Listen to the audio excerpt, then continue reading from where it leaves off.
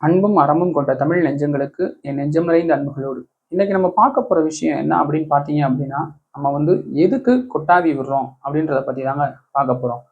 பொதுவாகவே நம்மளுடைய உடம்பு சோர்வாகவும் களைப்பாகவும் இருக்கிறப்ப நம்மளுடைய நுரையீரல் ஆக்சிஜன் பற்றாக்குறையில இருக்குங்க. அப்ப இந்த மாதிரியான சூழல்ல நம் நுரையீரலுக்கு தேவையான ஆக்சிஜனை எடுத்துக்கிறதுக்காக மூளை தன்னிச்சையா, அதாவது தன்னியக்கமா செயல்பட்டு நம்மளுடைய வாய் திறக்கப்பட்டு நம் நுரையீரலுக்கு தேவையான ஆக்சிஜனை எடுத்துக்கிறதுனால கொட்டாவி ஏற்படுதுங்க. அதுக்கப்புறம் பார்த்தீங்க அப்படின்னா, நம்ம சரியா தூங்கலை அப்படின்னா இந்த மாதிரியான கொட்டாவிகள்லாம் ஏற்படும் அப்படின்னும் சொல்லுவாங்க.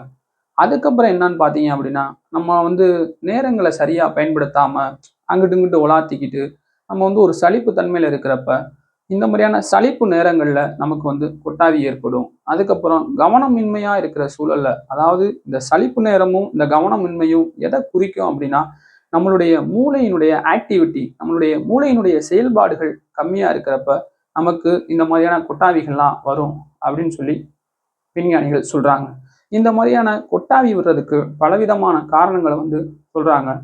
நான் சொன்ன தகவல்லாம் உங்களுக்கு பயனுள்ளதா இருக்கும் அப்படின்னு நம்புறேன். மீண்டும் ஒரு நல்ல தகவலோடு உங்களை சந்திக்கின்றேன். நன்றி.